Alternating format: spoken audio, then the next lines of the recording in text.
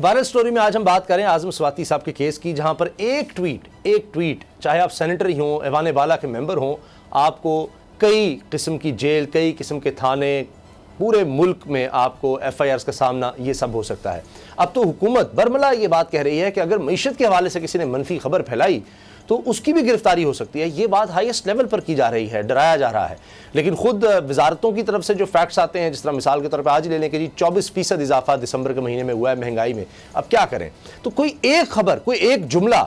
آپ کو اس حال میں پہنچا سکتا ہے۔ لیکن آخرکار اعظم سواتی صاحب کو لیو تو مل گیا صدیق جان، لیکن جو کچھ ان کے ساتھ ہوا ہے کیا اس کا بھی کوئی ازالہ ہو سکے گا؟ اور جس طرح سے یہ ہیرنگ ہوئی، ابھی ڈویژن بینچ کی طرف معاملہ جانے والا تھا، پھر بابر اعوان صاحب نے کہا نہیں جی آپ ہی کیس سن لیں، تو یہ تو پتہ نہیں اور کہیں لٹک جاتا پھر۔ دیکھیں آج ہوا یہ کہ جیسے ہی کیس کی سماعت شروع ہوئی، جسٹس عامر فاروق صاحب جو چیف جسٹس اسلام آباد ہائی کورٹ کے، انہوں نے سماعت شروع کی تو بابر اعوان صاحب نے کہا کہ بیرسٹر عثمان بات کرنا چاہتے ہیں جو اعظم سواتی صاحب کے صاحبزادے ہیں۔ انہوں نے چیف جسٹس سے کہا کہ میرے والد صاحب نے ایک خط جو ہے وہ لکھا ہے اور اس کی کاپی میرے پاس ہے، وہ میں پڑھنا چاہتا ہوں، تو اس پر چیف جسٹس نے کہا کہ وہ کاپی میرے سامنے موجود ہے۔ تو اب انہوں نے کہا کہ ہم اس پہ لارجر بینچ بنا رہے ہیں اور لارجر بینچ اس پہ ڈیسائیڈ کرے گا۔ یہ پالیسی میٹر ہے کہ جب بھی ہم کو کیس سن رہے ہوتے ہیں تو کوئی لیٹر اس طرح کہا جاتا ہے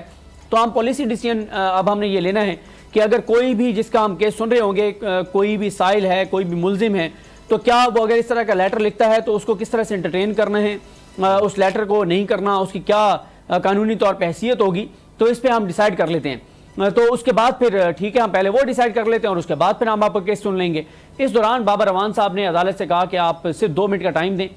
میں جو ہے وہ مشورہ کرنا چاہتا ہوں اس بیرسٹر عثمان سے۔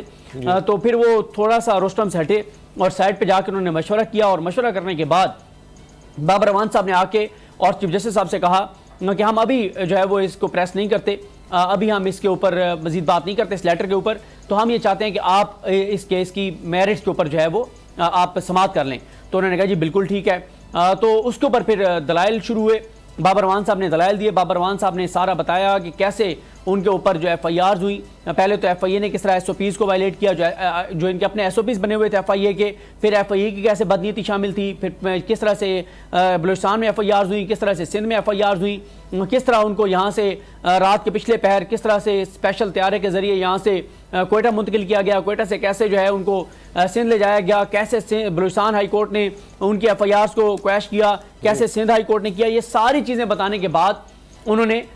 جب یہ کہا کہ جناب یہ اب آ جائیں اس اسلام آباد والے کیس پہ، باقی تو سارے ختم ہو گئے، اور اس میں بھی انہوں نے بتایا کہ کس طرح سے ایک ایف آئی آر کے بعد ٹوٹل 52 ایف آئی آرز ہوئیں۔ تو یہ ساری چیزیں بتانے کے بعد جب سرکاری وکلا کی باری آئی تو جو اسپیشل پراسیکیوٹر ہیں آج کل، جن کو اسپیشل ہائر کیا ہوا ہے حکومت نے،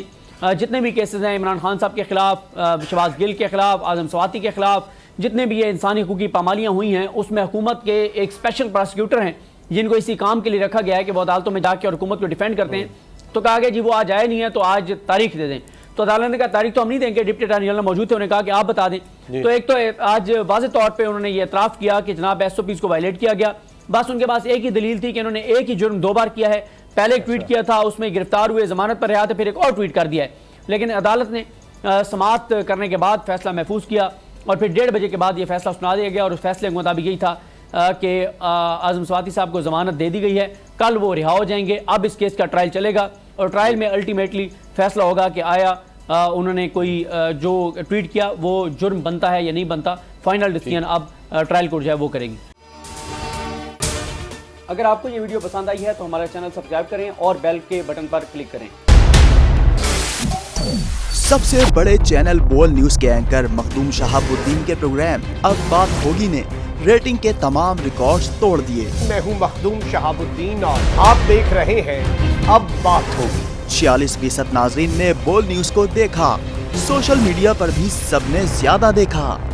سبسکرائب کریں اور بیل دبائیں تاکہ کوئی خبر رہ نہ جائے۔